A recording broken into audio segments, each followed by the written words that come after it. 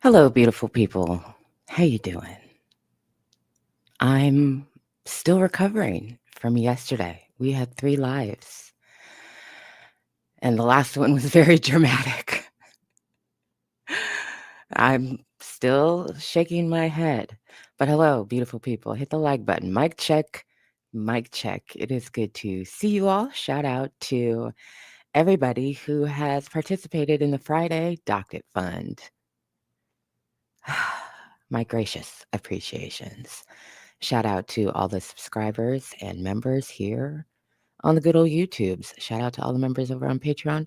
Shout out to all you beautiful people who read and support the Substack. I hope that you are having a good Friday so far. If you weren't able to be with us yesterday, we had 3 lives. God, the first one was about a couple things. We talked about what happened with Taylor Townsend at the US Open with Miss Latvia Nazi Queen. We talked about, it feels like so long ago, I'm reaching back into the recesses of my mind.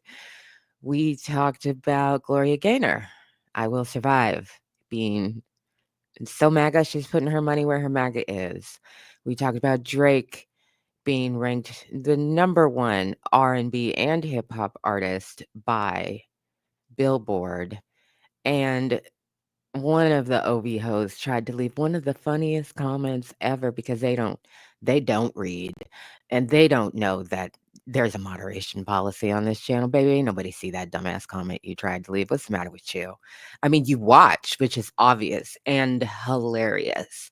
But yes, the OVHoes watched us talk about Drake and our feelings about glazing and Billboard and ranking him number 1 and just the whole problem with genres, right? We had a robust conversation, right? And the OVHoes were like, "Hey guys, this is what I love is when people try and leave a comment about me like I'm not here." "Hey guys, I'm pretty sure I watched the whole thing." "Sure you did, babe." Uh, I'm pretty sure this video is evidence that Absa has developed a parasocial relationship with Drake. She's unwilling to accept the rationale of data. And I was like, delete. And it went on. It was another War and Peace in the comment section. It had been edited a couple times. It went on and on. I read the first 3 sentences, delete, and cracked up because y'all remember my videos on homoparasocial attraction?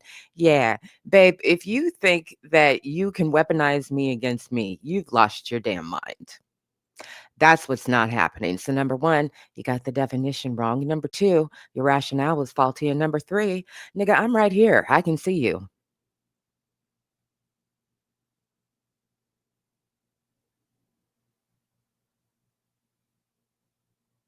Then we had a live about, I mean, it was about radio, but I honestly can't remember. Oh, no, it was about Joe Cooley. See, this was literally just yesterday, and I am so dazed by what happened in the last live, which I'm about to get to, but let's talk about the middle live first. We had 3 children yesterday. Let's talk about the middle child.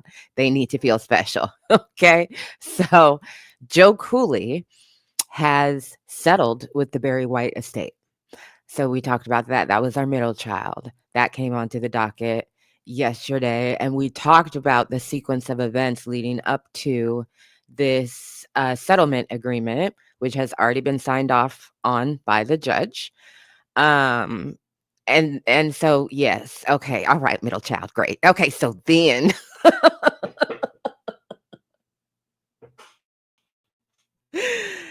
then last night, Jesus Christ, I encourage you to watch the last live from last night. It's chaptered, so, you can get the first, 20 to 40 minutes and be a dazed with us and then let go of everything else if you're not interested in us just being a dazed for another hour and 20 minutes. I was chaptered of the live. I was like, why is this so long? Answer, we're all stuck on stupid for over an hour. Um, so, so what had happened was last night, and this is where we're going to start because something actually hit the docket this morning, and then we're going to move on to the topic at hand, which is Mr. I Can Pee here. It'll make sense in a couple minutes. So anyway, last night, Rodney O's very skilled attorneys. Okay, I've made that very clear. They're very good at what they do. Rodney O's very skilled attorney, and the Barry White Trust attorney jointly entered one document that they agreed on together onto the docket to the judge. This document was in response to an order that the judge issued last week saying, so how's it going with the discovery issues as I try and figure out what to do on this motion for sanctions against Rodney O? So she ordered them to, submit a joint filing by yesterday, and let her know how things are going. And so they did that. And Jesus Christ.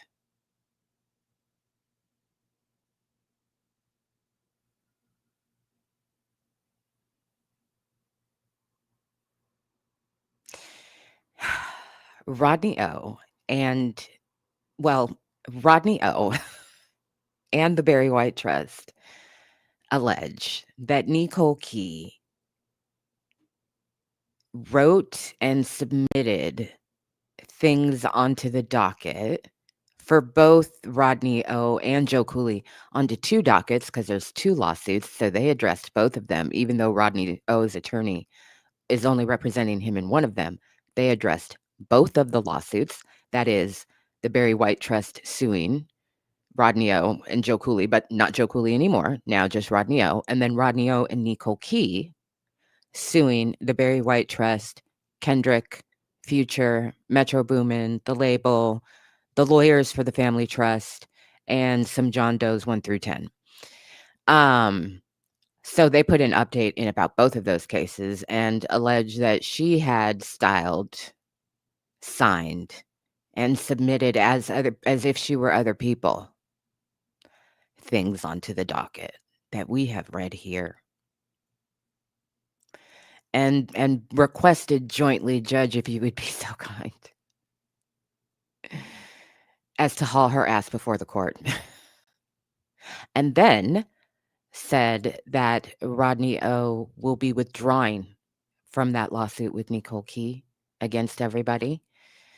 It doesn't say this specifically in the letter, but he is reserving the right basically to deal with his claim separately, but withdrawing from that lawsuit. So if you enjoy a moment and you want to get all the goodness, run it back. And again, that is where we start this morning because they have jointly asked for some things. The trust has asked for some things. Rodney O, through his attorneys, has asked for some things. And the judge put an order on the docket this morning. So we're going to start there. And then we're going to transition into the other topic. Defendant Rodney Oliver was originally represented by counsel in this action. He filed a notice of pro se appearance on March 14, 2025, and his former counsel was granted leave to withdraw on April 9. On August 19, Kenneth D. Freutlich filed a notice of appearance on behalf of Rodney Oliver.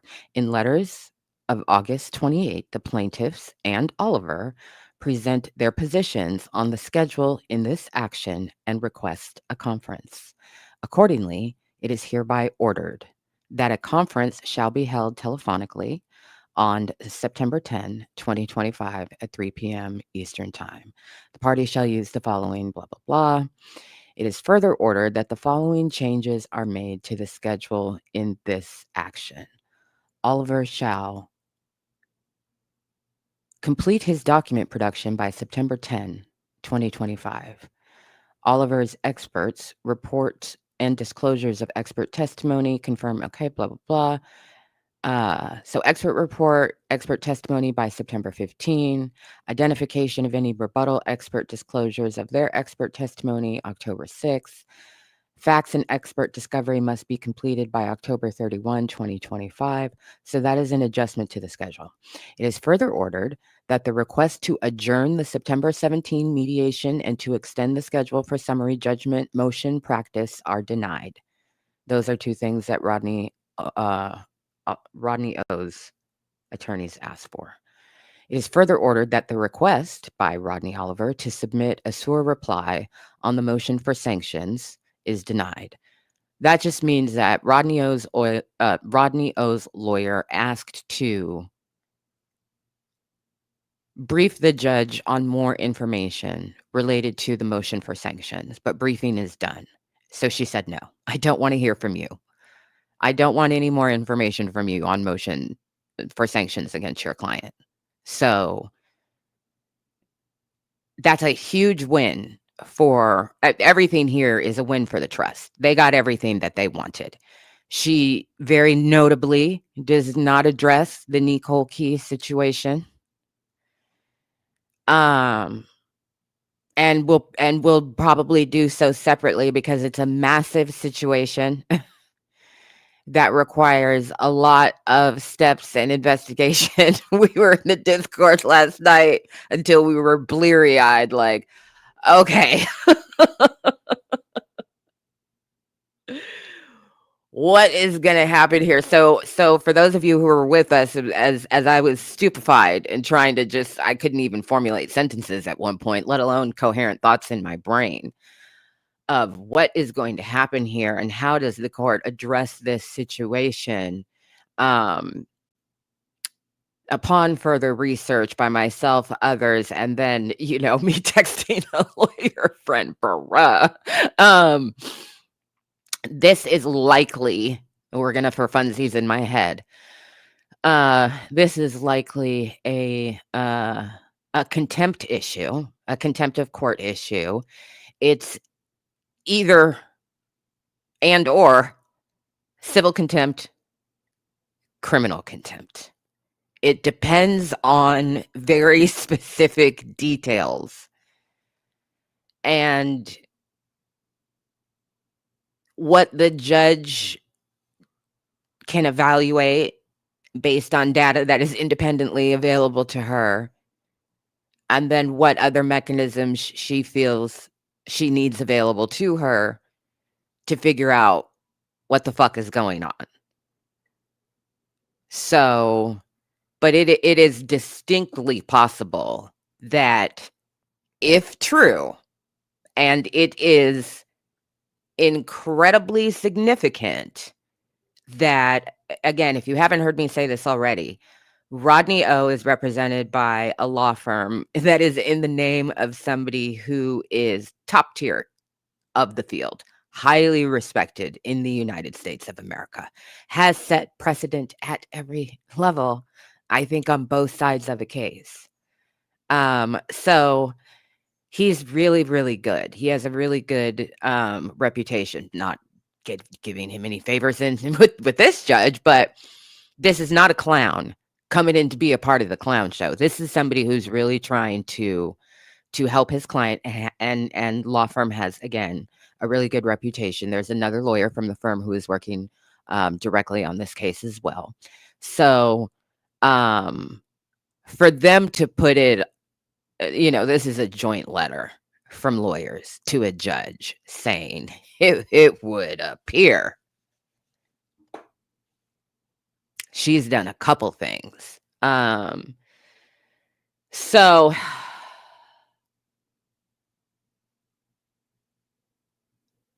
it is entirely possible that if true, the worst case scenario is this is probably a criminal situation. I don't know what else to tell you. So Yeah. We'll continue to see what happens. Um,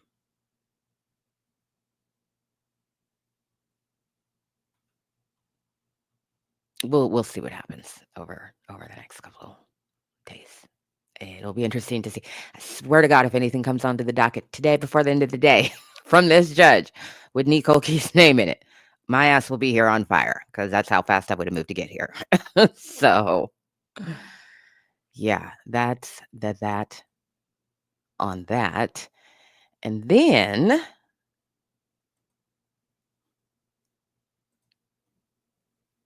we move on to, gosh, I forgot to do this again. Implementing this damn watermark. Sometimes I remember, and sometimes I forget. But thankfully, it's also super friggin' fast. Um, so yes, I was the full embodiment of a daze, so I apologize now to the replay gang that watches it because I just talked myself in a circle several times. I was just like, I can't believe that I am reading this. And then, I mean, the pieces of the puzzle were just flying around in my head, oh so fast. And so I was both distracted by that and then just the other things that started to, when you pick them up and put them somewhere else, you move everything around too. It paints a completely different picture. And it's just like, oh, this oddly makes things make a lot of sense if true. It oddly makes things make a lot of sense. So, yeah, gang. It was a time. But, unfortunately for Rodney, he's going to get hit with the full weight of sanctions. So, he has an attorney now that can handle everything for him and make sure everything is getting properly done with the bones that he's got left on the body of his side of the case. And his lawyers are going to lawyer their asses off. And, you know, clearly are doing the best that they can. And trying everything. They're not just like, well, the briefing schedule for sanctions is closed. Okay, let's ask if we can submit one more thing. She said, no, nope, I don't want to hear it. So he's probably going to get hit with the full weight of sanctions. I also would not be surprised if he and Necole Key wind up in some kind of legal tussle over this entire situation.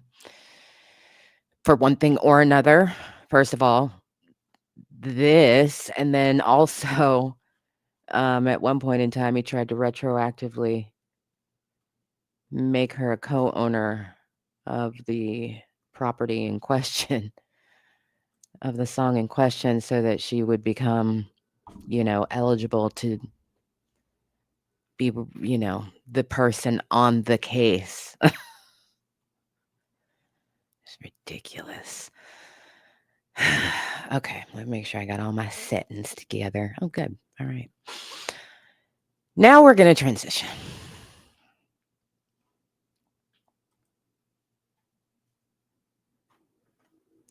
Now we are going to transition. I got up very early this morning because I had to go back through my own videos, and it's hard to remember what's what to find just a few minutes of let us remember when. But I would just like to say that I have been waiting for this day. And it's only partial. I haven't gotten the full gratification for it yet. I'll explain. But I've been waiting for this day for 9.5 months. That's how long this case has been going on. That's how long it has been since we read her lawsuit, and then shortly thereafter, her amended lawsuit against Milagro Gramz, in which Megan Thee Stallion alleges that Milagro Gramz is working in concert with Daystar and Sunstar Peterson in a coordinated smear campaign against her. We've read all of the significant, documents and discussed all the important beats of this situation, but straight away, immediately, there were things that jumped out. So I have pulled together a short little 6-minute video. This is not one of those super entertaining ones where I take the time to put in GIFs and all that. This is just straight up. This is the information that you need to know before we get into what hit the docket last night, right after I got off of the live. I'm not fully gratified because although there is a transcript on the docket of the entire deposition that we are going to discuss, I think they might get ordered to re-upload it because it's massive and the system is like, it's there, but it's too big. But we got enough in the other documents of what we're going to talk about today, which is the law firm associated in this situation, Unite the People, a nonprofit organization out of California that came on to cape for Tory Lanez in his habeas corpus nonsensical motion of trying to get a declaration of actual innocence, which is completely laughable based on the evidence. So for anybody here who is watching, who is thinking, oh, I'm going to hop in the chat and debate whether or not Tory Lanez is guilty, you're going to get bounced out by a mod immediately. Facts are not up for debate here. And it's a fact that he's convicted. It's a fact his case has been reviewed and he remains convicted because, oh, no, not because she accused him. No, because the evidence and other witnesses showed that he did that shit.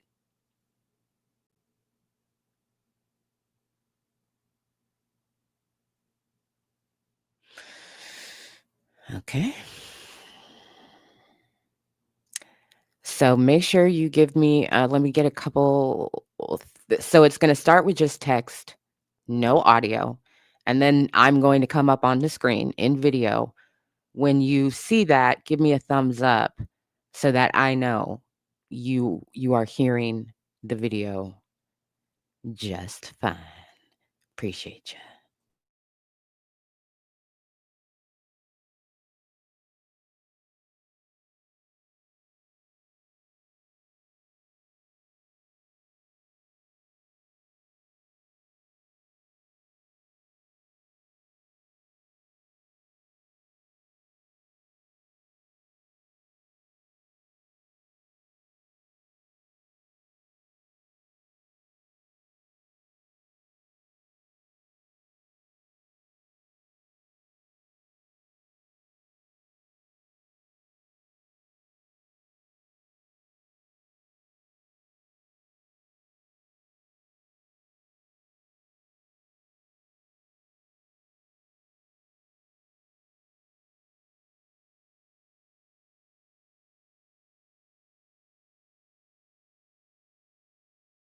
This is a nonprofit organization in California whose stated and filed mission and vision is to provide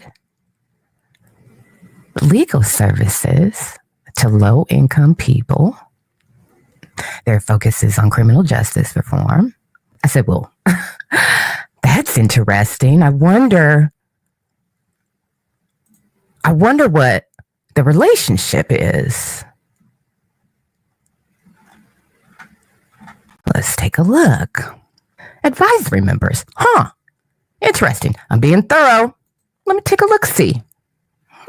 No, not ringing any bells. No, I've seen him. That's not doing anything for me. Oh, no, still not really doing anything for me. I'm not really figuring out. Like, I wonder, what is the, like, okay, that's great. Oh, Oh.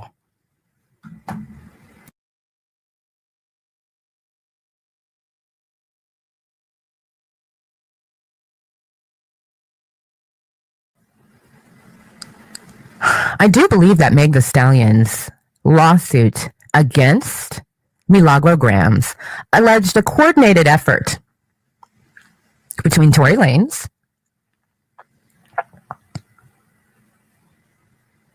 and Milagro Gramz. And why is a nonprofit organization in California whose stated and filed mission is to use its money to help low-income people representing Milagro Gramz in this case? Now, here's the thing for me, quite honestly. This is where my brain goes because y'all know that I deal with problems and trying to foresee problems. And I think this right here is a problem. And I don't think they realize for them how much of a fucking problem it is. I think this is one of the dumbest things I have ever seen.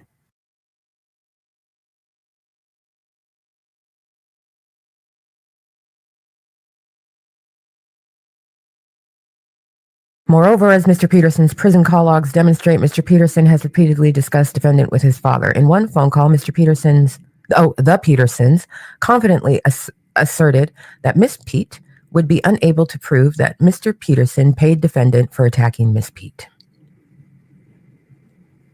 Oh, Jesus Christ! Oh my God! Oh my God! Oh my God! I can say it! I can say it! I can say it! They put it in the document! I can say it! On information and belief, defendant has also coordinated with Mr. Peterson's criminal defense attorneys, the same attorneys who have now agreed to represent her in this civil lawsuit to spread misinformation related to Mr. Peterson's trial, conviction, and appeal. I told y'all. I fucking told y'all.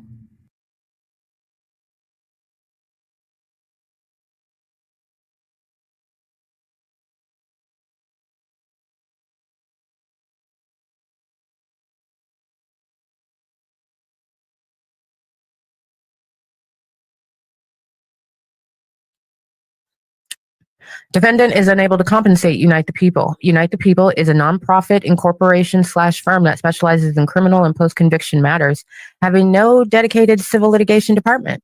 Unite the People currently has 2 licensed attorneys who specialize in criminal law, who handle large caseloads. Without local Florida counsel to act as lead counsel, I thought y'all were lead counsel. Unite the People cannot continue to represent defendant from California, or it would suffer extreme financial burden, likely ruin, and would prejudice current client representation, which is nonprofit, heavily discounted services. Well, I mean, I told you that. When was this lawsuit filed? I said all of those things at that point in time.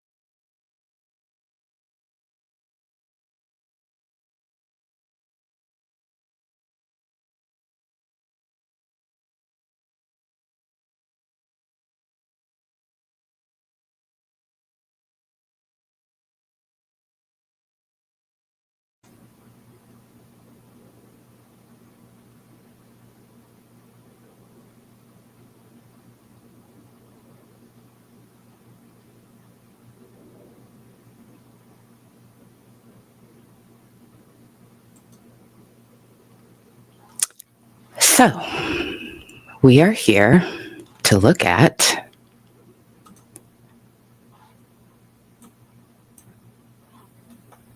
the motion to show cause and discuss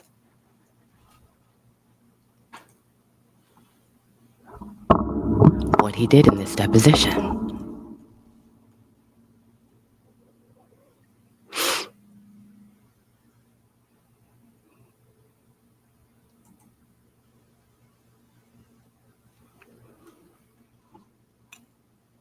Plaintiff's motion for order to show cause why Ceasar McDowell should not be sanctioned for deposition misconduct and for redeposition.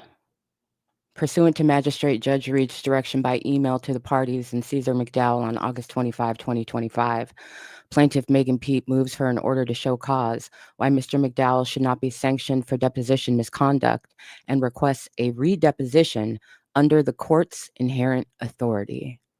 That means with a judge. Preliminary statement.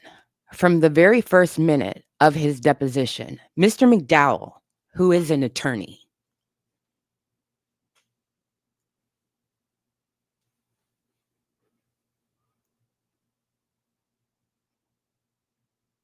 who detests the law,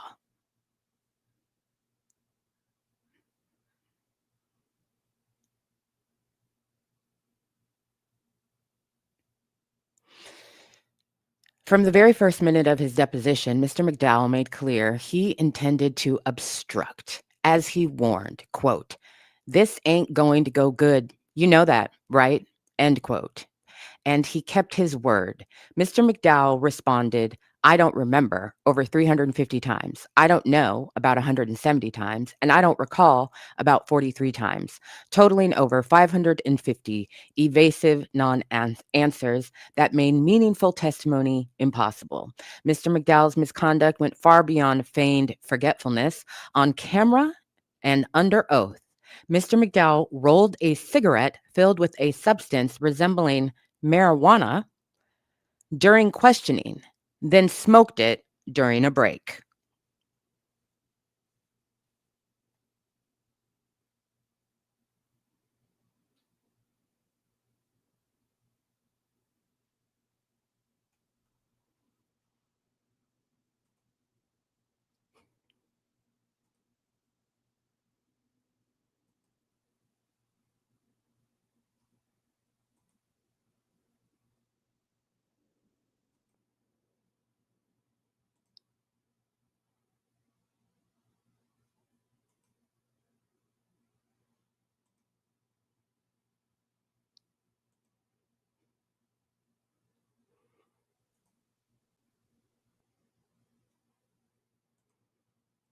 I would imagine that this was actually conducted virtually in offices. Quinn Emanuel is in their office. Unite the People is in their office. This is what I would imagine.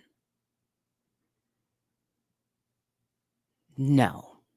In Florida, where this case is, he would have been hauled out of that courtroom so fast, thrown immediately in jail.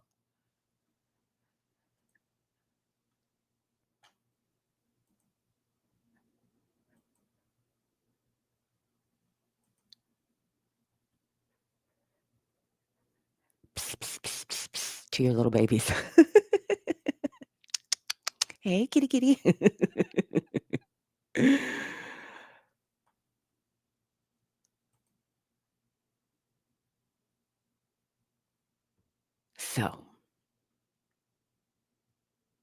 So Unite the People is in California. This lawsuit is out of the Southern District of Florida. I don't know where in the world Megan's lawyers actually were, but Unite the People is a nonprofit organization in California. So I would imagine that this was a virtual deposition and that he was physically in California.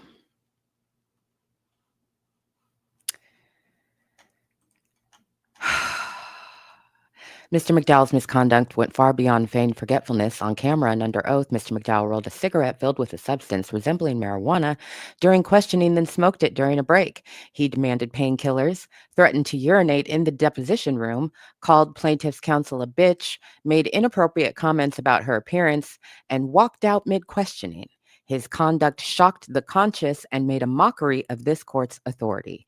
In fact, After his deposition concluded, his own attorney agreed that he should sit for another deposition that would be supervised by the magistrate judge in this case. Because of his egregious behavior, the court should sanction Mr. McDowell.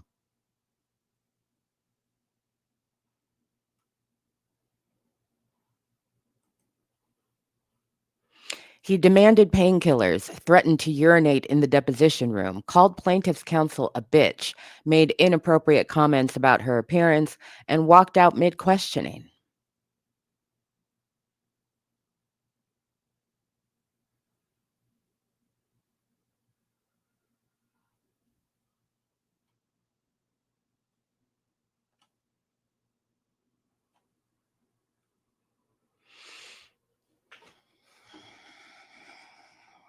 Do you understand how long I've been waiting for this day?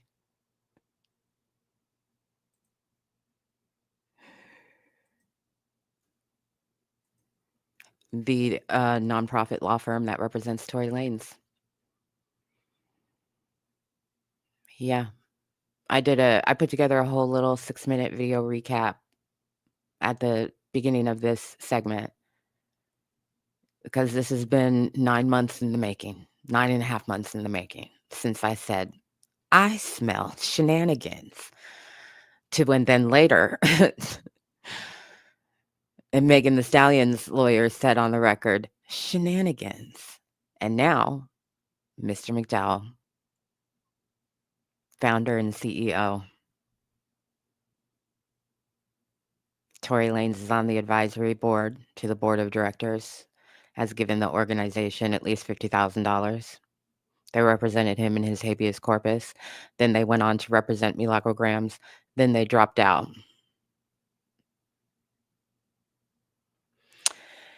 The case centers on the defendant, Milagro Mouthpiece, allowing herself to be used to broadcast defamatory statements about Miss Pete at the urging and behest of the man who shot her. The lawsuit arises from defendant's false claims that Miss Pete lied when she testified that Daystar Peterson, the rapper known as Tory Lanez, shot her in July 2020. Daystar Peterson is currently serving a 10-year prison sentence for shooting Miss Pete. In an attempt to exonerate himself from prison, Daystar Peterson enlisted the defendant to spread these defamatory statements. Because Daystar Peterson was subject to anti-harassment orders barring him from making such statements about Miss Pete himself, he uses intermediaries to communicate this information to Milagro Mouthpiece. We're going to pause because they're cooking, but we have footnotes.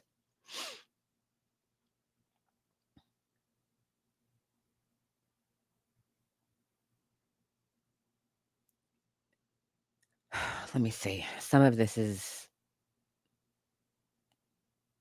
Here's one exchange. Question.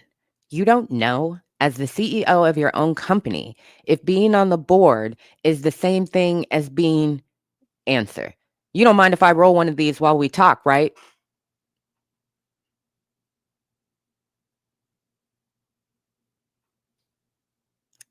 Question.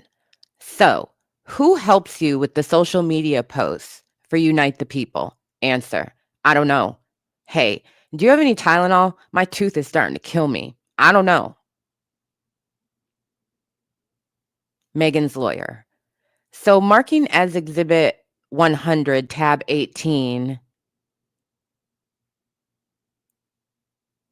Mr. McDowell, we have to take a break in a minute. I'm going to have to get some more Tylenol. What time did I take that Tylenol at? What time was the lunch break? Was it lunch break when I took the Tylenol? It was before the lunch break. Mr. Hayden, which is the lawyer that was on Milagro's case, and is apparently representing Mr. McDowell in this deposition. We're still on the record, guys. Question. Let me finish. I have one question left. Answer. No. You're just saying I finished the question. You just finished your question and I answered. I got to go pee. Now I can pee here or I can pee in the bathroom. His lawyer. Let's just get through her question. Let's move this along, guys. Everybody, come on. Meg's lawyer. And I will just reflect for the record because I'm not sure if it picked it up. But while a question was pending, the witness walked off, left the room while he was still speaking. He called me a bitch and asked, "What the fuck is wrong with me?" A random answer to a question. You have nice hair too.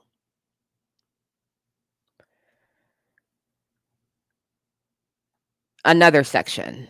Megan's lawyer. Please have the record reflect that the witness has walked off in the middle of my questioning. Another footnote. If the court would find it helpful, Miss Pete will furnish the court with the videotaped record of these parts of the deposition.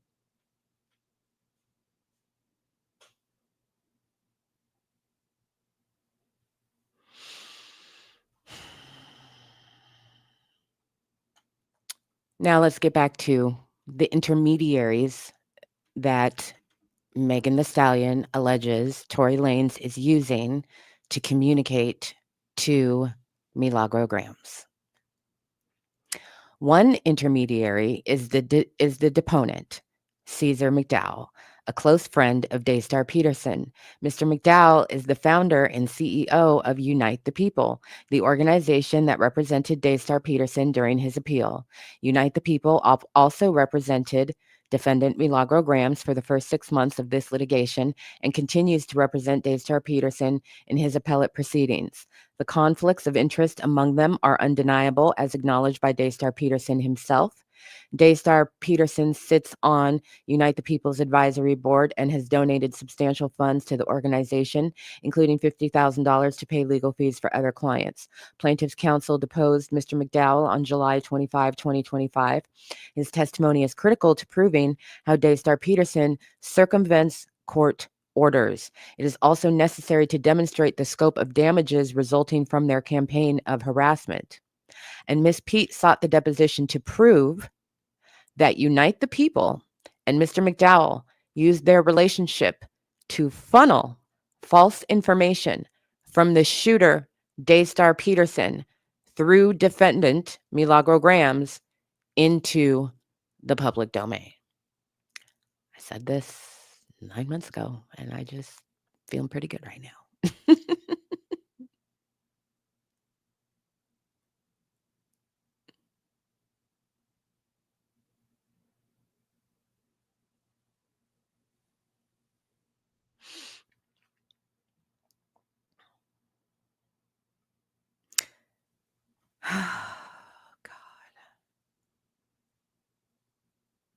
Mr. McDowell knows that.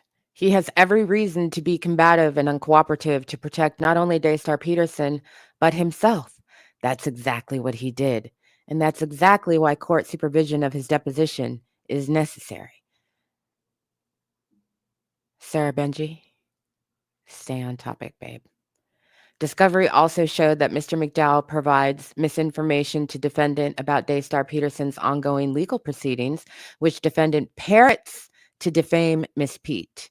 Unite the People has made public statements on Daystar Peterson's behalf regarding this case and provides him updates about Miss Cooper's representation. Mr. McDowell is not a lawyer and is not licensed to practice law. Oh, interesting. Could have swore.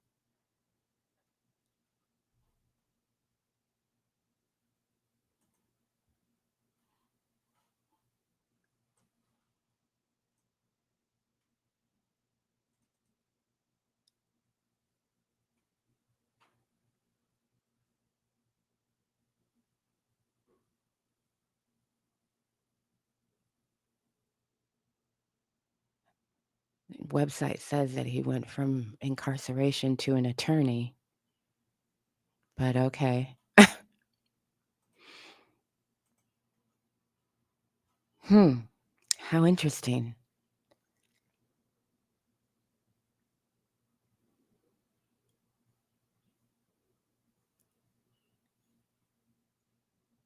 More footnotes From the deposition. In a recorded prison call on October 30th, 2024, Daystar Peterson asked Mr. McDowell whether Unite the People might have a conflict of interest in representing Ms. Cooper, given Daystar Peterson's role on Unite the People's board of advisory, among other factors. Are you watching me in prison?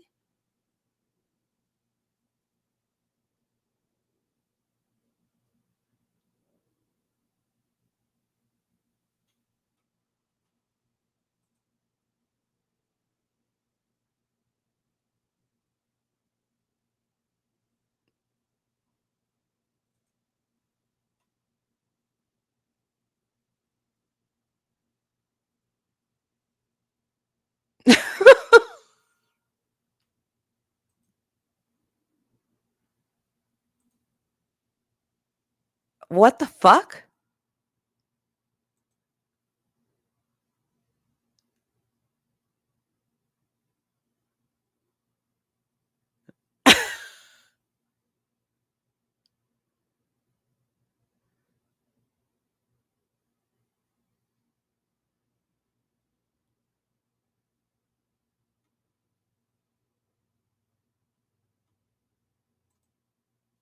If if you are interested, there is a scripted video on this entire situation, on this channel. Megan Thee Stallion goes to war, I think is how the title starts. I'm stunned.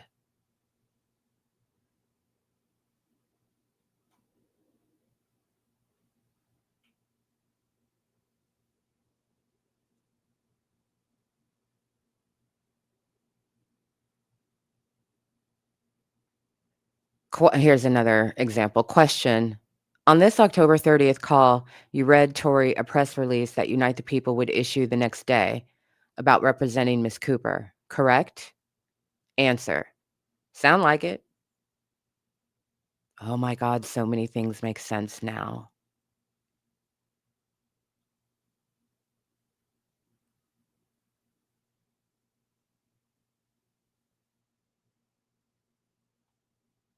They've had him by the balls this whole time.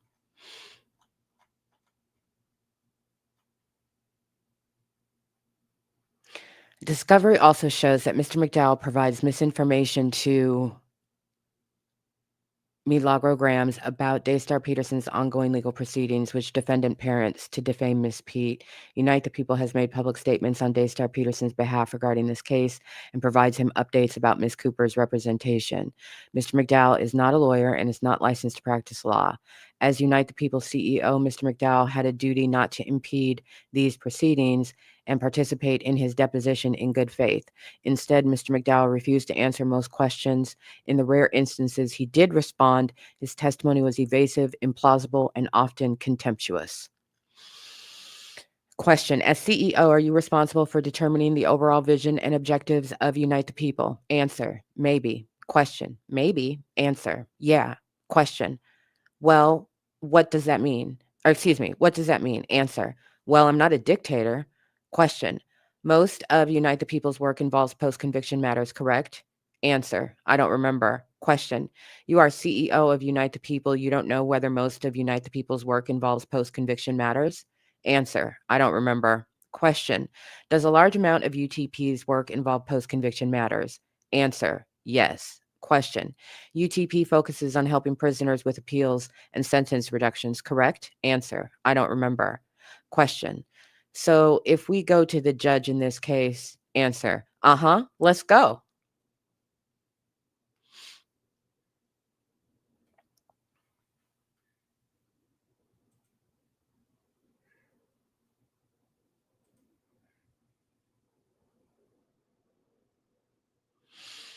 Question. So if we go to the judge in this case, answer. Let's go. Question. Who are you going to tell her has the responses to these questions since you don't know or you don't remember? Answer. I don't know. Let's do it.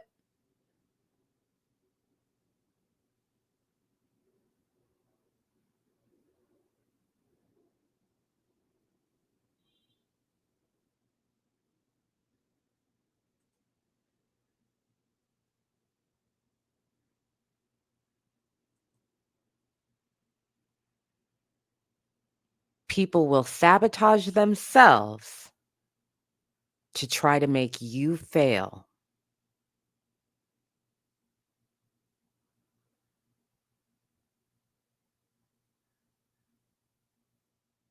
People will sabotage themselves to try to make you fail.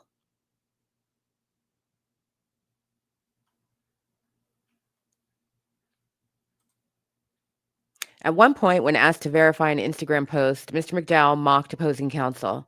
Question: do you recall making that post? Answer: I don't remember. Question: any reason to doubt these are your words? Answer: I would absolutely doubt that these are my words. Question: okay, well, you are welcome to pull out your Instagram and go to this post and compare it. Do you want to do that? If you don't believe me, we have time. We can do it on a break. Answer: we can do it all day. Question: yeah. Answer: hey, I have nothing to do today. Question: same. I'm so glad. Answer: you feel me? That's what I'm talking about. Yeah. You want to do lunch after this? Actually, we ordered lunch, so yeah. Answer: did you? Question: yeah. Answer: I would not eat anything from you people. Mr. McDowell's obstruction is part of a coordinated effort by key third parties to prevent the court and jury from learning the truth about their defamation campaign against Miss Pete. Just weeks before Mr. McDowell's deposition, the court held Daystar Peterson in contempt for deploying identical tactics, feigning ignorance, making inappropriate comments about counsel's appearance, and refusing to cooperate. And Livingston Allen,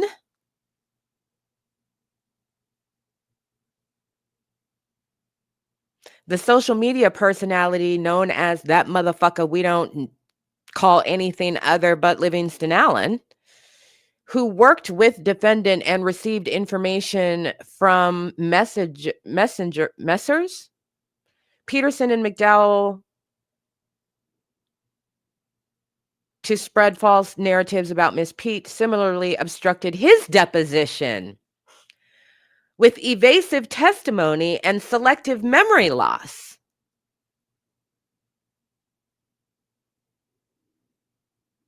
All three men, Peterson, McDowell, and Livingston Allen,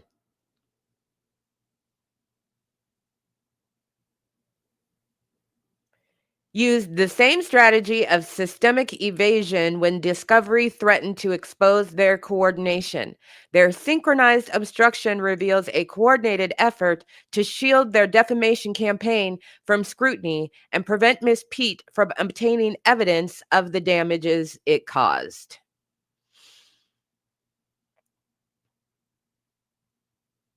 Sanctions against Ceasar McDowell for his discovery misconduct are warranted. Courts of justice are universally acknowledged to be vested by their very creation with power to impose silence, respect, and decorum in their presence and submission to their lawful mandates. These powers are governed not by rule or statute, but by the control necessary vested in courts to manage their own affairs so as to achieve the orderly and expeditious disposition of cases. The court's inherent power to police itself and assert its judicial authority extends to non-parties.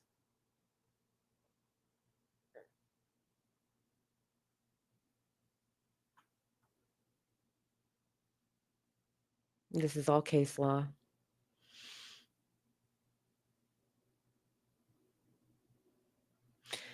Mr. McDowell's conduct during his deposition was utterly disrespectful, uncivil, and antagonistic, deserving this court's condemnation. It was a masterclass in bad faith.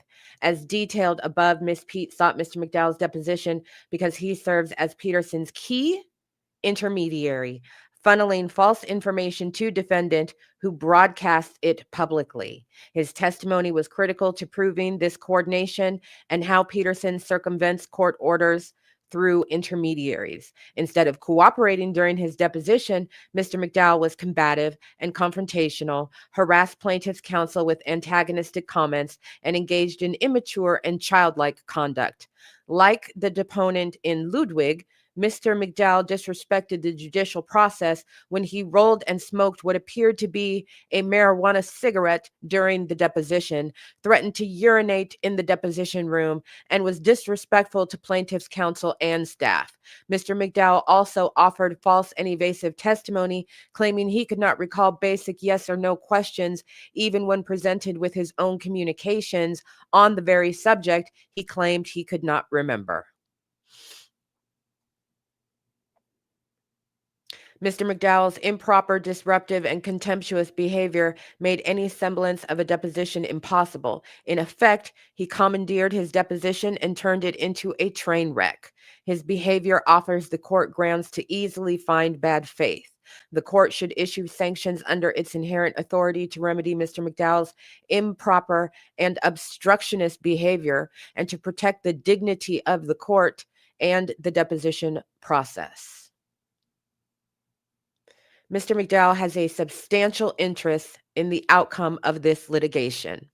Mr. McDowell is CEO of Unite the People, which represented defendant for 6 months and continues to represent Daystar Peterson, Miss Pete's assailant, who is serving prison time for shooting her. Mr. McDowell's financial stake in this litigation runs deep. Despite promising pro bono representation, defendant paid Mr. McDowell for services before he abruptly stopped returning her calls when the case became difficult. That is from Milagro Gramz' deposition. Miss Cooper, it was supposed to be pro bono. Ceasar told me because of Unite the People's role that I needed to pay him directly. I started a campaign on Give, Send, Go. I withdrew the money and I sent it to Ceasar via Zelle in increments.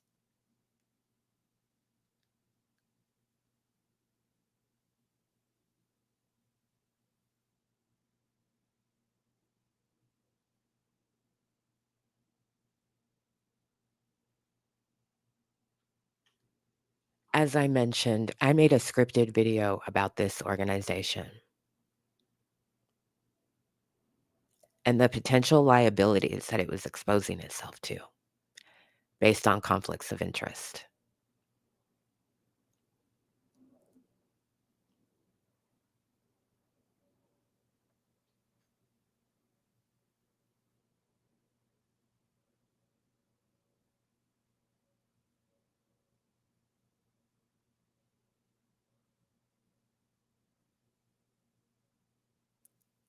He told Milagro Gramz, according to her deposition,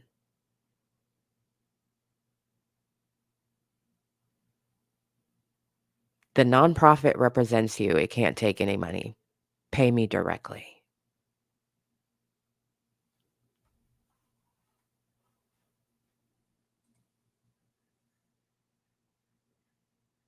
It sounds like a potential problem for your 501c3 status.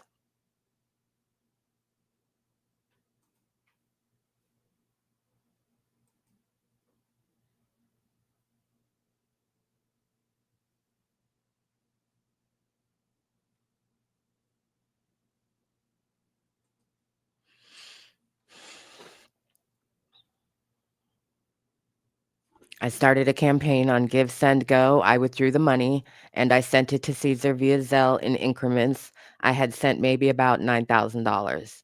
McDowell's actions also demonstrates a vested interest in the outcome of this litigation.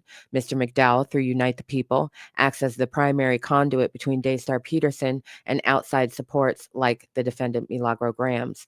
Prison call logs show that Mr. McDowell spoke with Daystar Peterson dozens of times about defendant and this case, including updates about defendant's representation, coordinating public relations messaging about defendant and this case, and crafting media strategies to respond to media inquiries.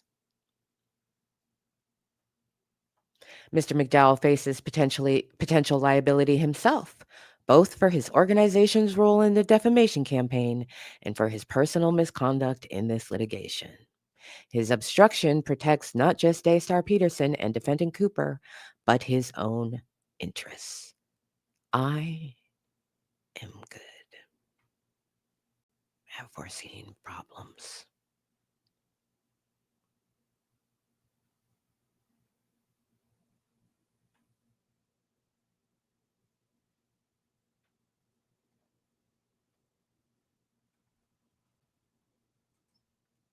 No, dear, you don't pay for pro bono representation.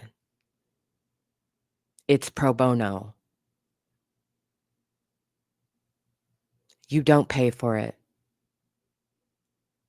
The agreement was pro bono. It's represented in multiple documents, one of them in the recap video from Unite the People's lawyer. This is pro bono. We are not getting paid by Milagro Gramz.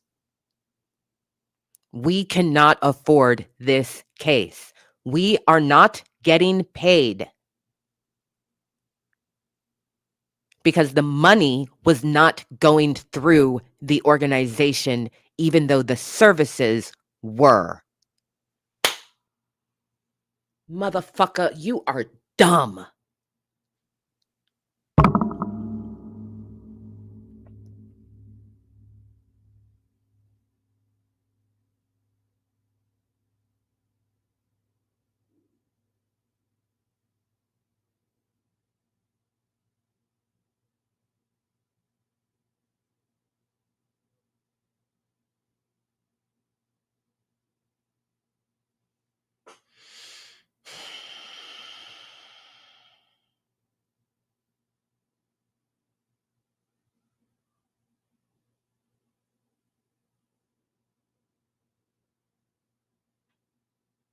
His obstruction protects not just Daystar Peterson and defendant Cooper, but his own interests. See Helmac Products or Productions Corporation. Finding tests met where non-party was the owner of a corporate party and the director of activities that led the court to grant a default judgment as to liability. She's going to sue them. Meg is going to go after Unite the People.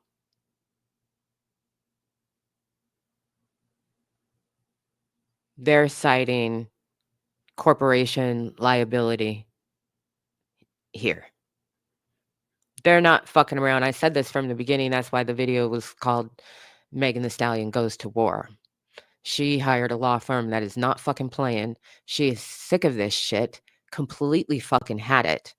And she's going to use every resource she has to reclaim her fucking time and her goddamn peace and hold the people accountable that have been doing this shit to her. And she alleges that he is the go-between. He's the intermediary. He's the link. And we identified that link as soon as we saw it. The same nonprofit organization that represents him, that he sits on an advisory board to, that he's given thousands of dollars to, just suddenly miraculously also represents Milagro Gramz. You only have 2 fucking staff attorneys. It has "duh" written all over it. They identified their fucking selves as the connection when they thumbed their nose at everybody's reasonableness, like nobody was going to pick up on that shit. It was pretty fucking obvious from day one.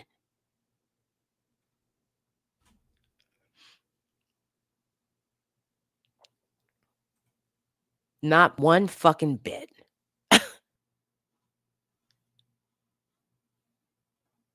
Mr. McDowell substantially participated in these proceedings. From the moment Ms. Pete filed suit, Mr. McDowell and Unite the People have inserted themselves into this litigation and participated in it.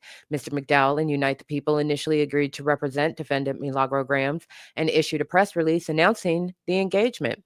We looked at it. Instagram post by Unite the People, October 31, 2024, attached as Exhibit C. They also offered to take on any other social media influence, journalism platform, journalist, podcast, or reporter of any type that has received this lawsuit against them, or any other form of bullying, harassment to silence them from their right to free speech. Mr. McDowell has engaged in text conversations with defendant about other witnesses in this case, like Livingston Allen. That comes from the McDowell deposition. Further, Mr. McDowell authored and distributed a statement from Unite the People's Instagram account regarding the deposition of Daystar Peterson. In that statement, Mr. McDowell previewed the obstruction he would unleash during his own deposition when he wrote that, quote, "If you know Tory Lanez how I do, good luck trying to get him to testify to anything. It's just not what he does. And he definitely did not agree to testify now," end quote.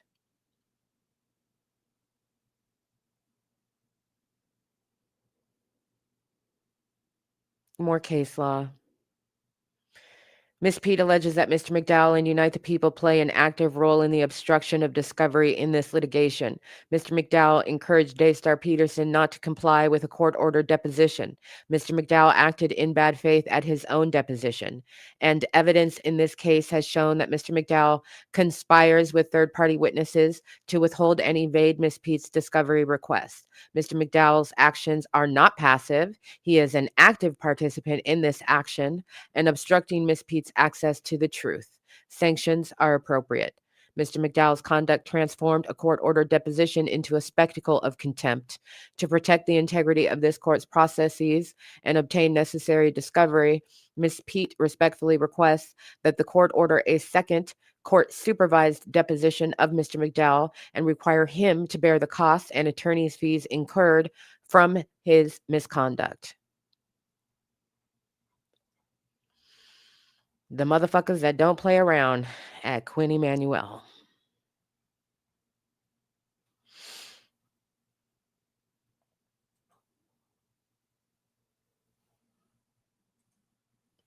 Milagro Gramz' real name is, it's either Milagro Elizabeth Cooper or Elizabeth Milagro Cooper. But yes, Elizabeth Cooper is Milagro Gramz. So,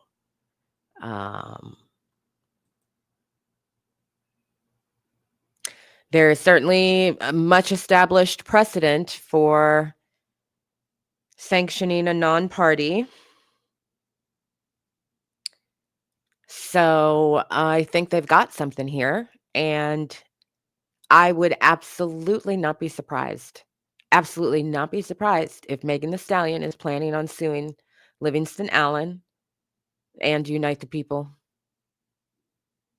It would not shock me in the slightest bit. It is a natural progression, especially once they said at the point that they entered the phone call, part of the phone call transcript onto the record and officially said in writing, the lawyers are a part of it. That was at the point where I was like, well, Megan is probably not done with her legal action, but this is central to anything else. As you can see, this lawsuit against Milagro Gramz, at least in theory, allows her to get a bunch of information about a bunch of motherfuckers and their liability and what the fuck it is that they did and didn't do. And now we know that she's got a ring of conspirators that she's targeting. She's got Daystar, Sunstar. She's got McDowell. She's got Gramz. And she's got Livingston Allen.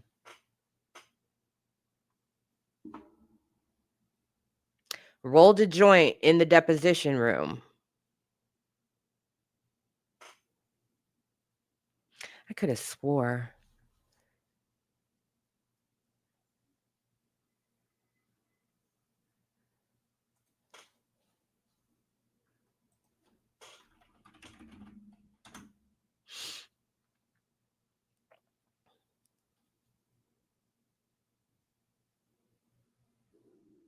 Ooh, my tummy is growling.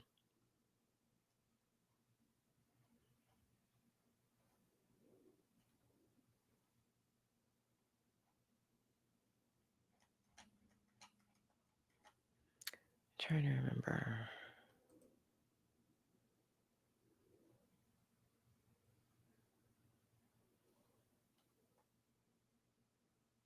Huh. Okay. So not a lawyer, but still contemptuous of the law.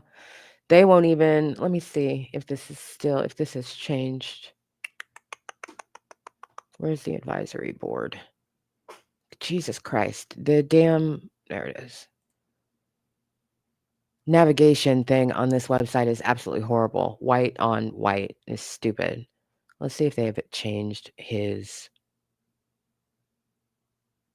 They don't even acknowledge in Tory Lanez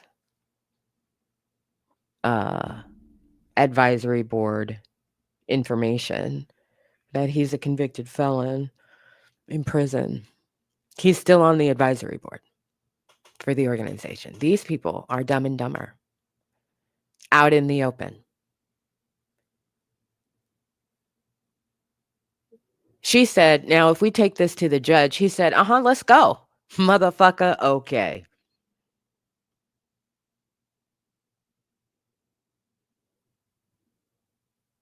You about to feel the long, long reach of the federal court in Florida, spanking your ass in California. And if he dips, dodges, evades, all that shit, she's going to sue these people. She's going to sue these people because what the fuck? Catch a nigga by the toe. No. Nope. Nope. Nope.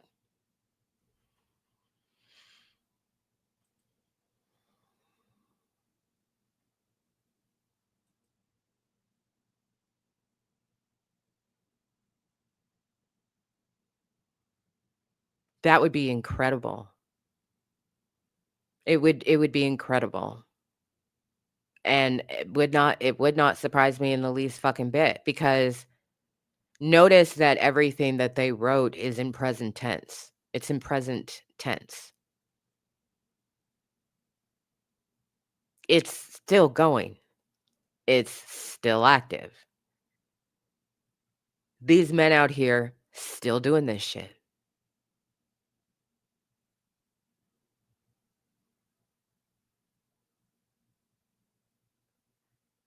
So I'd sue the shit out of every last one of them. Livingston Allen, it'll be interesting to see. They might be starting with this one because it's a non-party. Well, Daystar Peterson was also a non-party, so they've already gotten non-party sanctions. Tory Lanez is a non-party; he's not being sued, so they've already gotten one. Now they're asking for another. Would not surprise me in the least bit if they ask for Livingston Allen to be sanctioned and redeposed. The way that they describe his conduct in that document, they are sick ass peas in a pod together, all doing the same, deploying the same tactics.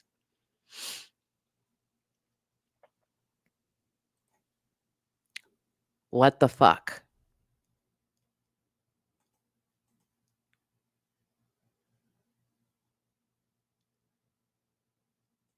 This motherfucker thinks he's big and bad.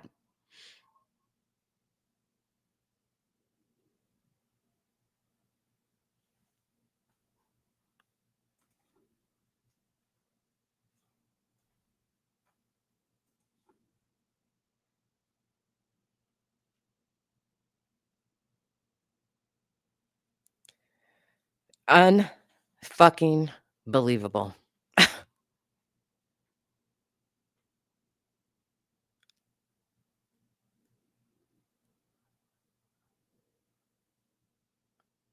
I read the first paragraph, the very like intro 3-4 sentences. I don't even know. It wasn't that long. After the live last night when this hit the docket, and I immediately was like, just closed the document. I was like, child, tomorrow. This is too much.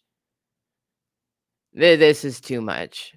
Rolled a cigarette that appeared to be marijuana and threatened to pee in the urinate in the deposition room. I was like,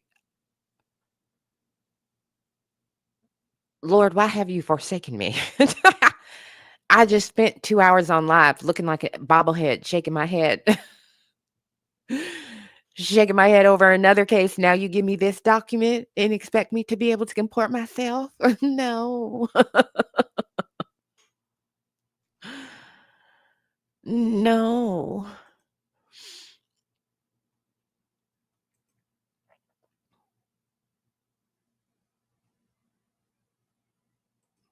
And baby, I've been 10 toes down since day one. I don't even listen to Megan's music, and I've been beating them back off this channel since day one.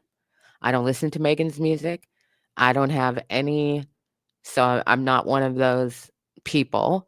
It would be fine if I was, but I'm just not. I don't listen to her music. I want her to win at life. Fucking FICO's uncle. I want her to win at life. And this shit incenses me from day one. And I'm not a dumbass. So I'm not a dumbass. I'm not willfully ignorant. I'm not none of those things. So you give me empirical evidence, I will change my mind about some things. I didn't have to in this situation, but had I been one of those people who was on the fence, like, well, she said it was glass. Once the doctor said, ma'am, bullet fragments in your feet. Well, we already know that he fired the weapon. So 1 + 1 = motherfucking 2. He shot her. Said dance bitch. There's absolutely nothing that justifies that kind of behavior. He knows he shot her. He is a misogynistic, violent, abusive, harassing piece of shit. And anybody who helps him is, a conspirator and doing much of the same. They are pathetic little men. That this is how they spend their time, harassing a woman.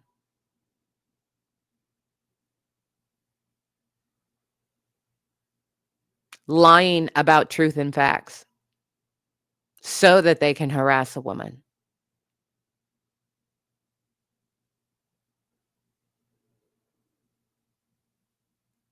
Look at him there, all big and bad and strong, leaning against the desk like a boss. He's a bitch-ass little man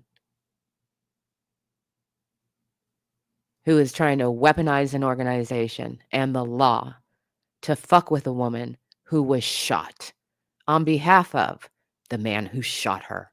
He's a despicable person. And he don't have nobody to thank but his dumbass self for the circumstance he's put himself and his nonprofit organization in, and I hope she drags them both to hell, because that's where they deserve to be.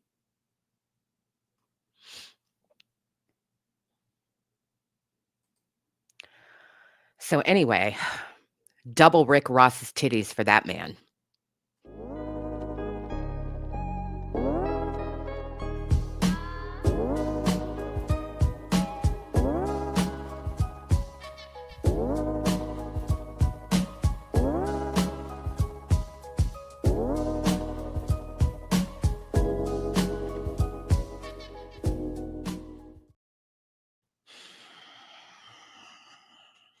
So that's how I feel. I'm always going to feel that way. I don't give a shit. No. Anybody who is still willfully believing that Tory Lanez is wrongfully incarcerated is willfully ignoring legal fact. And is also making a mockery of people who are wrongfully convicted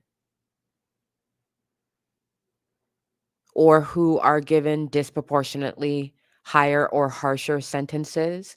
This is a mockery of that. A fucking mockery of that. It is a weaponization of actual innocence for a motherfucker who is 100% guilty. It is sick, manipulative, destructive behavior. Clocked it day one. Clocked it day one. And I am glad that she has the resources to be able to excavate all of these things and not only show, the world, but also for her own sanity and peace of mind. Because when you're in something and people are coming at you with a narrative, you start to see the pattern. You start to be able to pinpoint who's saying what. What direction is this consistently coming from? And it's consistently coming from the same motherfuckers. Has been since day one. It has been the same motherfuckers. Again, they're doing all of this shit openly. It's not that hard to suss out how they went about doing it. It was never difficult to suss out that Unite the People was central to this. Not ever difficult.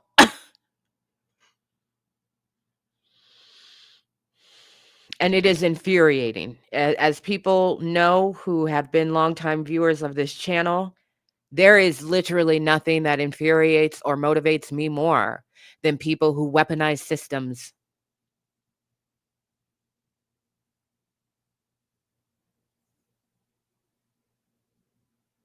Nothing. It is underhanded.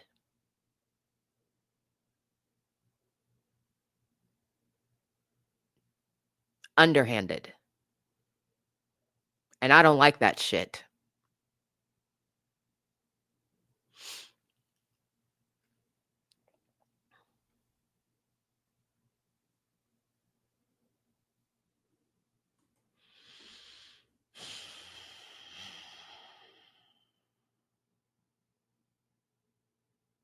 So we'll see what else comes from this, but I don't see. I've pretty much thought from the beginning, based on who she hired,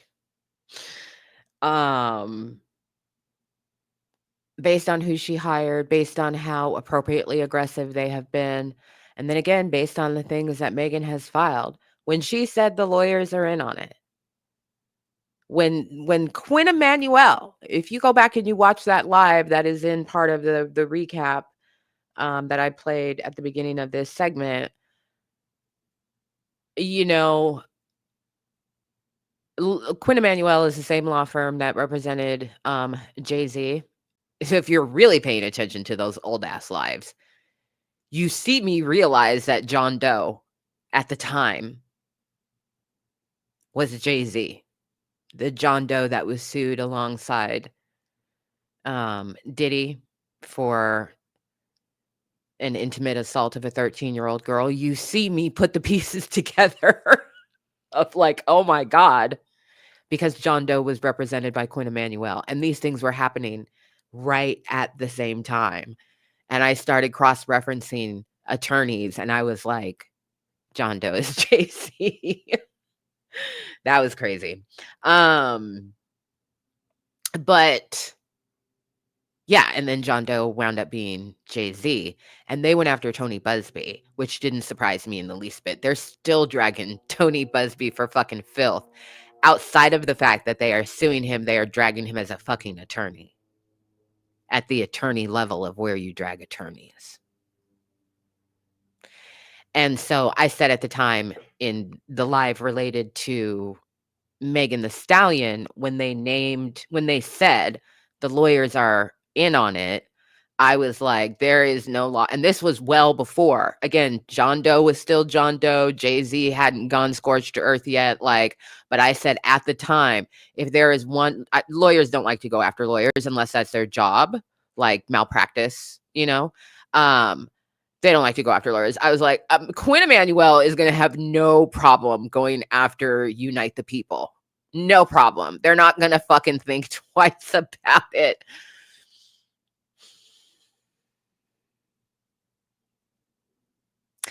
Anyway, what are you guys having for lunch? What are you guys having for lunch today?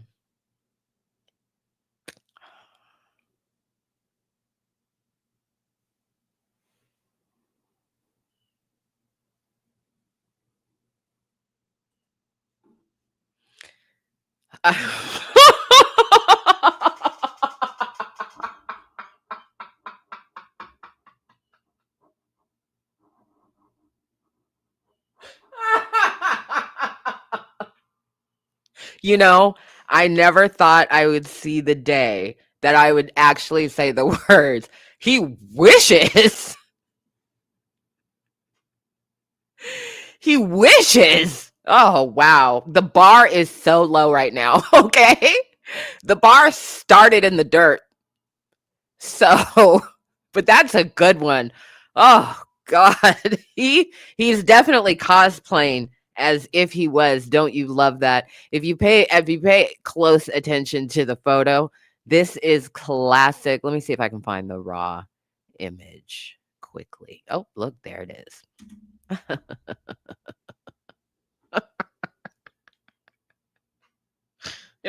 He is definitely cosplaying from the waist up. Uh-huh. But only from the waist up. Just for the serious pictures. So people can see he's a serious one. Yeah, he's a serious one. This is the same dude that said, I will piss in this room or I can go to the bathroom, and then walked out, smoked a joint.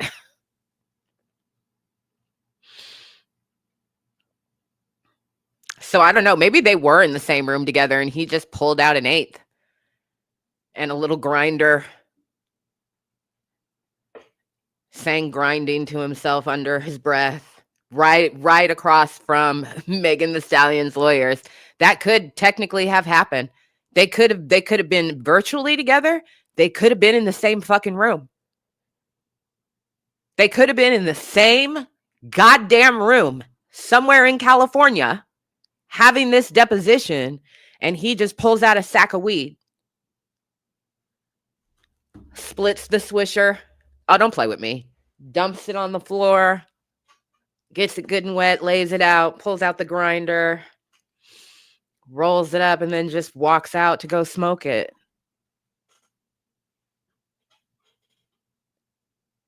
Anyway, I saw pasta. I saw a good little sandwich. Good little sandwich popped through there. If he had the ascot, baby, he could be him for Halloween. Jesus strike me down. If he had the ascot, he could be him for Halloween. Absolutely.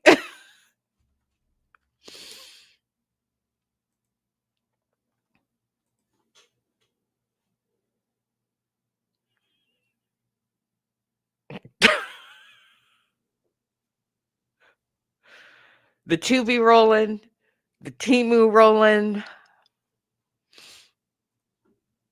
This is a serious man now with serious business. Put some respect on his name. Let me hit up these super chats. Shout out to everybody who has been supporting this week. I appreciate you very much. Hello, Demi. Is it Demi or is it Demi? Just all of a sudden, a year later, I'm questioning the pronunciation of everybody's goddamn name on here. Welcome to the membership level. Gifted a membership. Thank you, Demetrius. Hey, how you doing? WTF Hodor, how you doing? It's good to see you. Nickelodeon, Docket Fun, hello. T-Mac, I saw this when it came up.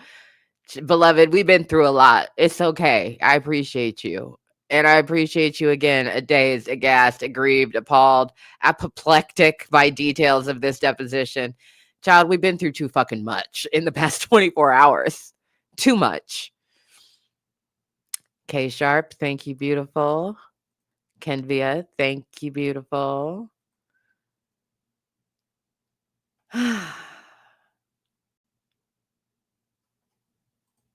It's pretty crazy. It's pretty crazy.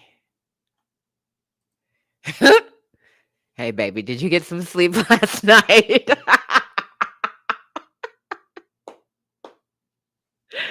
Oh, God. I know the shenanigans threw off your schedule. You little grumpy about it today.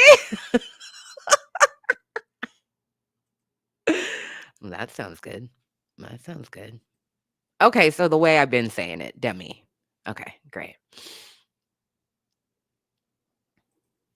Well, that's fucking fantastic. I love all of this. Makes me very happy. This lets me know how committed and dedicated she is to seeing this through. Yay. Good for her. Fuck these red pill ass biscuit heads. Lop them all off. They deserve it.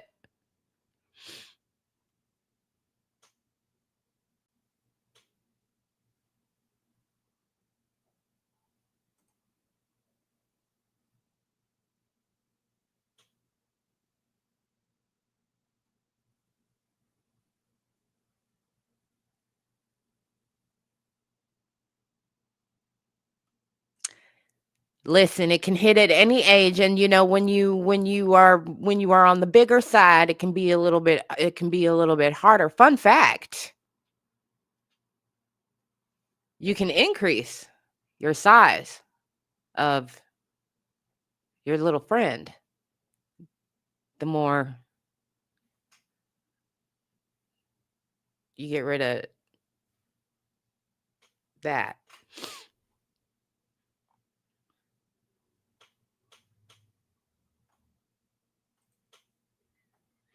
I'm very happy. I'm happy to hear that. I'm happy. I'm happy to hear that they're all being deposed. You, everybody line the fuck up. Again, it's not hard to suss these people out.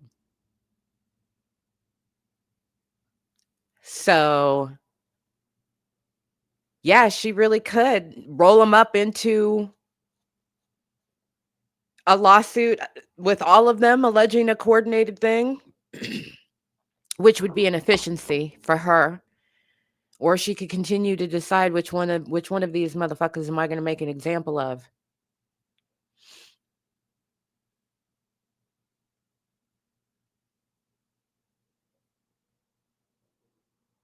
And I could see her going either way. I could see her being strategic and deciding which one of these motherfuckers am I going to take out, or rolling them all into one and suing them all together. But I don't think that she's done at Milagro Gramz.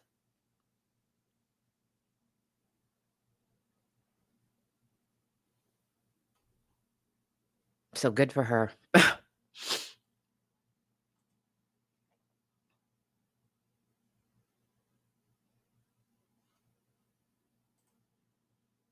I am just trying to, I think my mind was protecting myself when I said, like, this deposition was done virtually. I don't fucking know. They very definitely could have been in the same goddamn room, but I think that was my mind just protecting myself from the visual of them being in the same room and him having the motherfucking gall to say to an attorney eye to eye across the fucking table, "You don't mind if I roll one of these, do you?" And then just getting up and walking out of the fucking room. I can pee here or I can pee in the bathroom. You are just a nasty motherfucker. You have no couth at all. A shameless raccoon. And those are the worst, most dangerous kind of people. Then bring it. Let's go to the judge, motherfucker. You are fucking with the wrong law firm. I would also humbly suggest you fucking with the wrong jurisdiction, because if there is a jurisdiction in this country where they don't like to have their authority, baby, it's Florida.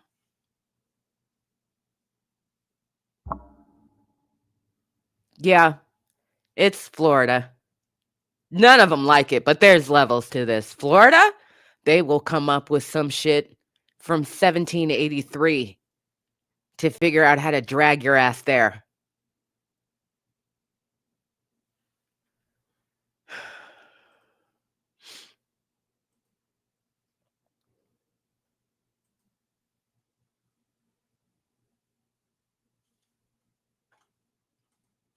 This is absolute motherfucking facts. Niggas be having the audacity, if nothing else. I'm bulletproof. That's a word. That's a whole word.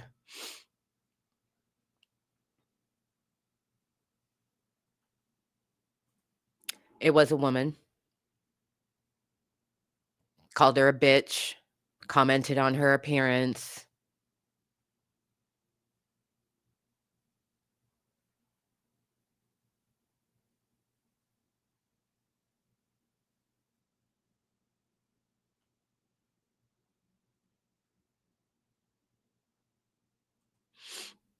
Sorry, is this a rhetorical question?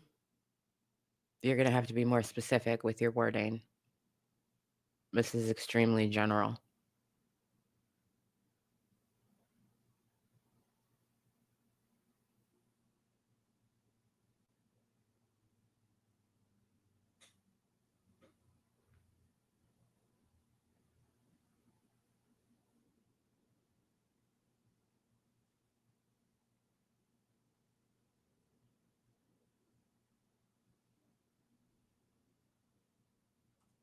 She was already living in Florida, so.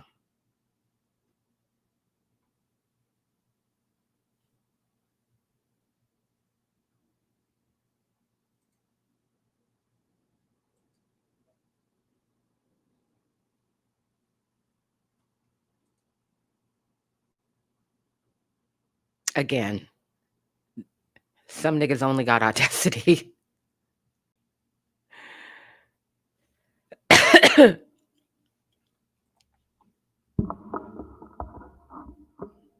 Milagro said, well, I paid him directly through Zelle. He said that the way a nonprofit works is that I don't pay the nonprofit because it's pro bono, free like. I pay them directly through Zelle. No, baby, that's actually not how a nonprofit organization works at all.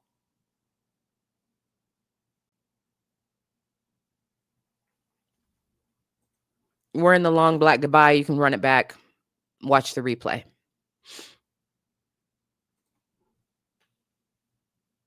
I don't know why they thought they could dip on her and she wasn't going to immediately throw them under the fucking bus.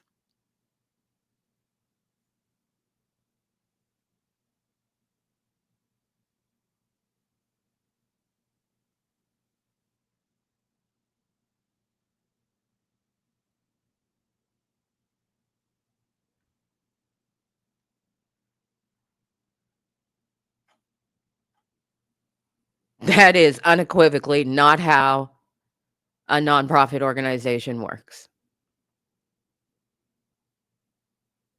Pro bono does not mean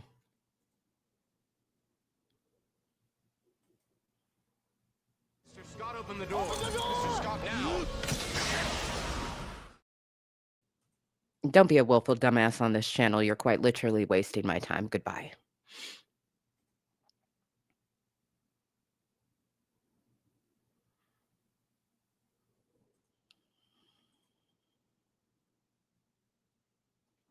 I did my homework. I'm just asking what was exposed. It's a simple question. Go fuck yourself.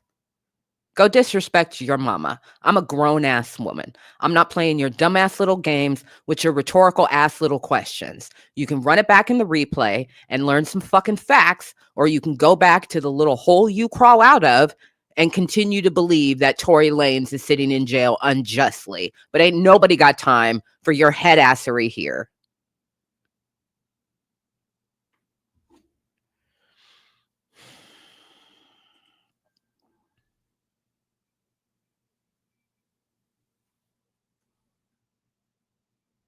So, anyway. Jesus fucking Christ. These motherfuckers out here act like I was born yesterday goddamn day. I did my homework. I'm just those sentences don't comport with each other because if you had done your homework, you wouldn't have had to ask the question. This is the grown-ups table. running up here with your sticky hands. Get the fuck away from me. Your mama ain't wash your hand. Boy.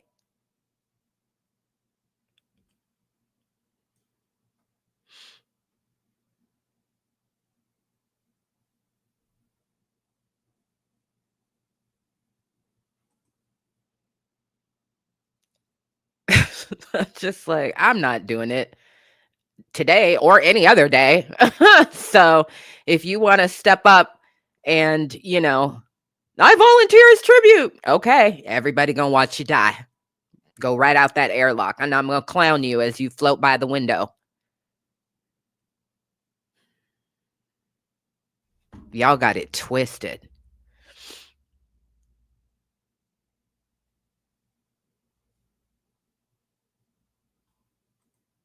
You need to leave. Which you do. And you will. But yeah, definitely don't come in here with your sticky ass hands. Nasty. Ugh. Nothing worse than a sticky baby. Just a sticky little toddler walking over, touching. Maybe it's before Labor Day. I still got white on. Why are you walking around with your sticky ass hands? Nasty. It was the perfect sacrifice.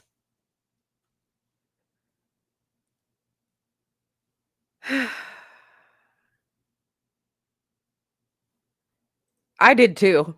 I did too. That's why I was like, let's go ahead and just put it front and center because, one of the things that one of my elders taught me was leave a witness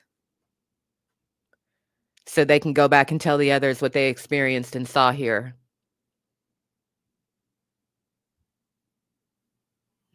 And off he goes back to the cave. She said I had sticky fingers. Oh, nigga, bye.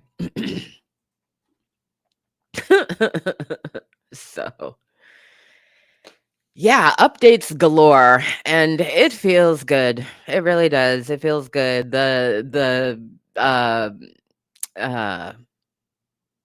Necole Key situation, I am just truly stupefied by that. I am truly, truly stupefied. And like I said, if there is an additional substantial update today from the judge about that gives any, insight into which direction she is going to take this with regard to fully discovering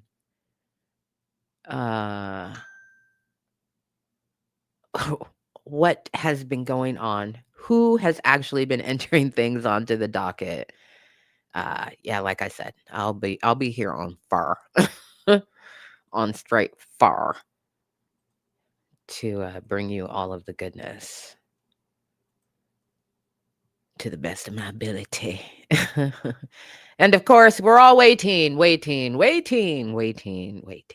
the motion to dismiss. Somebody asked what I thought was going to happen with the motions to compel. Somebody said, what happened with those? What is going to happen with those?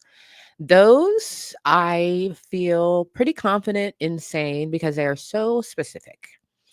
I don't think that the motions to compel for Lucian's files or the motions to compel for Kendrick's unredacted contract, I do not think that those things are going to be decided before the motion to dismiss because it's just an efficiency. Potentially. So the motion to dismiss potentially determines what happens with what is discoverable and what is not discoverable.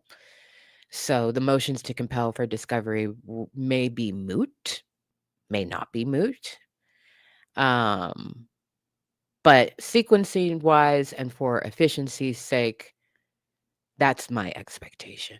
When are we going to get the motion to dismiss? Fuck if I know, dog. Fuck if I know. Okay, fine now. Part of me was like, we might could get it today, but I'm tired of that. I wish my brain would just honestly forget about it and then be surprised when it happens. But I can't. I can't forget about it. Um yeah, I can't forget about it.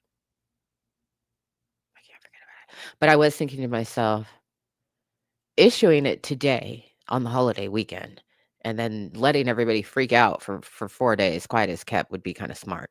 But it'll be ready when it's ready. I have a feeling it is complex. I have a feeling it is legally very, very, very complex. And regardless of which way the ruling goes, it's going to be worth every word, the amount of time it's taking for it to be written.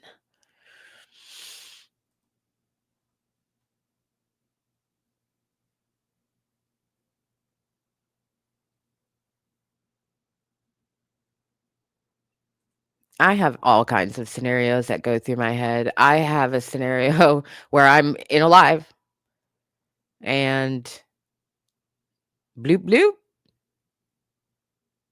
and I tell you what it is, and then I'll let you know right now, this is what would happen if I were in a live and we're deep into the live and the motion to dismiss came on. I would tell you, the motion to dismiss is here. I'll be back in 3 minutes, and I would end the live, and I would start a brand new one, for the algo so that it travels far and wide and fast, and I would literally be back on live in 3 minutes, and then we would read it.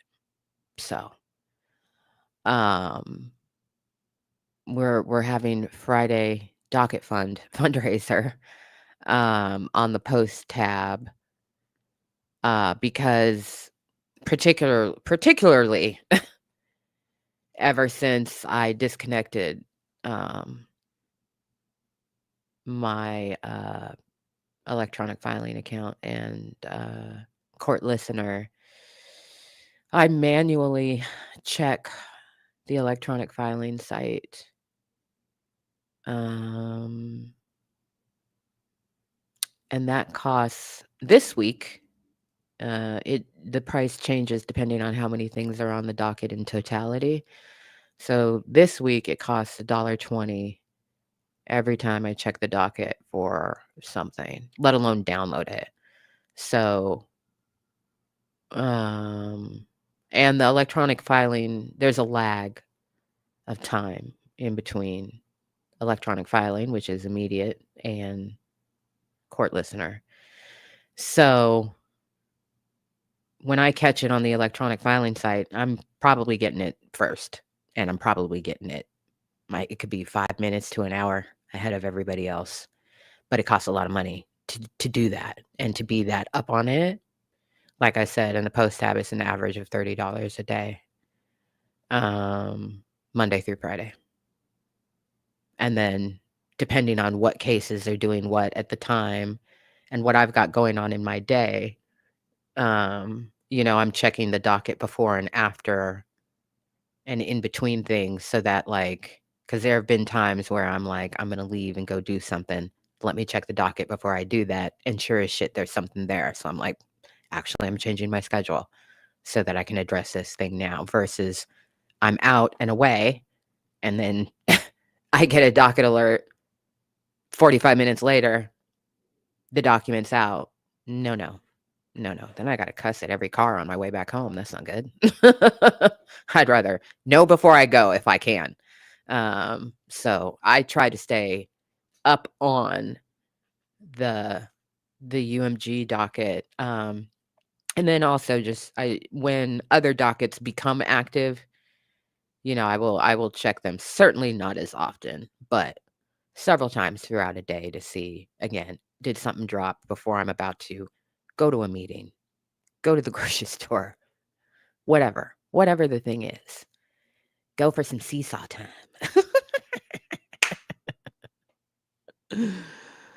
So, yeah. I appreciate everybody's support on that. Yeah, there's a big if you donate to the channel today. I will get it at the end of, if you donate through YouTube today, I will get it at the end of the month. Is it next month or is it the month after?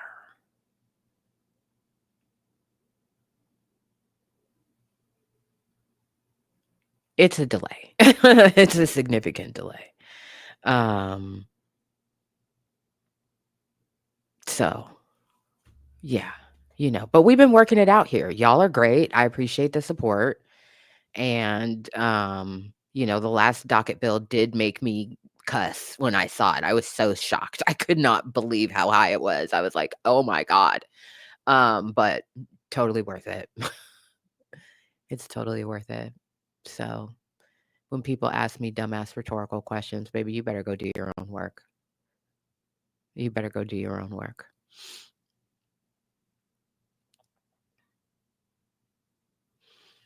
Whatever you want to do is fine. If people are like, I don't want to give through Venmo, bitch, you're going to have to wait a month. Okay. I'm not going to complain. I'm not going to complain. But, I also don't want to not ever be able to pay the bill, right? Because then I can't get access to it. So they're real quick with that. Hey, your shit's due. Hey, you didn't, and they give you they let you know ahead of time. Yoo-hoo! Your bill's ready. They give you a good minute. But the midnight, if it's not paid, your shit's off. You don't have access. And then access doesn't all come back right away if you just pay it. You got to wait for all of the federal systems across the country to cycle through and recognize the fact that, oh, you're in good standing now. You can have access. That could take 15 minutes. It could take 5 hours. I am not trying to go through that stress leading up to this motion to dismiss. I need the electricity on. I need the Wi-Fi on. And I need the docket bill paid. Food for the cats. Everything else is optional. Those are the priorities in this house. Shit. Baby, I'm not going to laugh at you. I promise. So like I said, I appreciate, everybody doing their little part to make sure we got everything that we need. We keep it simple around here, but the investments that we have made in the channel have been smart and have been worth it. It was a kick going back and looking at, because I had to go back into the Wayback Machine to find the different videos and stuff of what has already been said about this case here on this channel, and where because I have key memories of I definitely remember us talking about this and remember. So just going back and looking at the lives of before there was a little intro video, and before I used StreamYard, and it's just interesting to see yeah, and no complaints for that setup. But it's so crazy, just clicking on a live and there's no intro video. It's just me sitting there waiting for people to populate. I'm like, oh, look at us. Look at us. We've come so far. Got our nice little bookends. Yeah.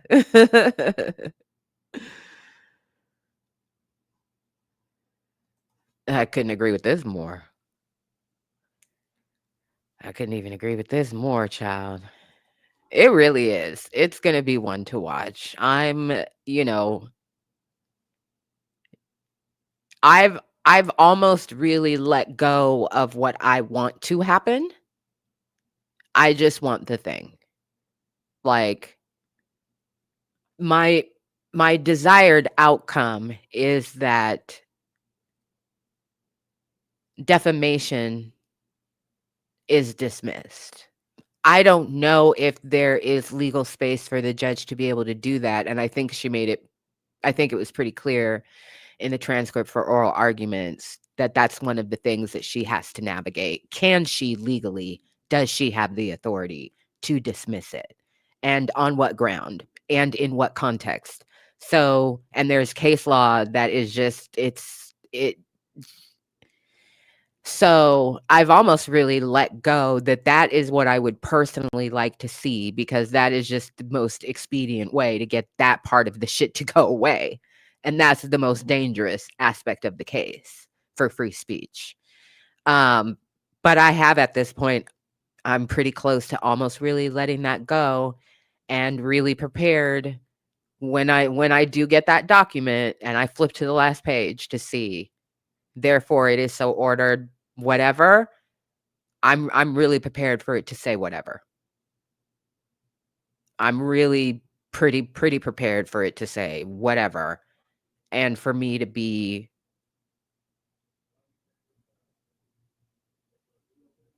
I don't wanna say okay, because I think I will still have, like, a holy fucking shit. Um, but I mean, obviously, I'm gonna be okay, but you know what I mean, like, I'm not gonna be like, "Well, okay, here we go," but I'm also not gonna be, obviously, "Oh my god,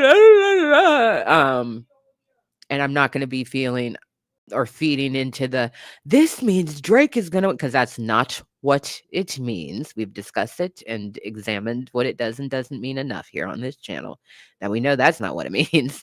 Um, so it would be the most expedient way to get rid of the most volatile aspect of it, but I think I'm really prepared for that document to say whatever, and I'm really interested to learn from the document.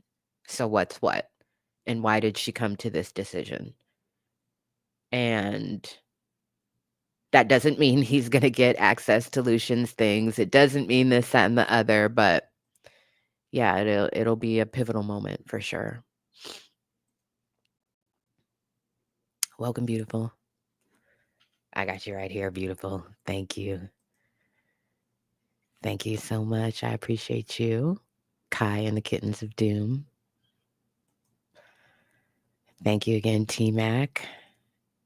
Every last one of them motherfuckers. Thank you, beautiful. I appreciate you. I love your profile picture.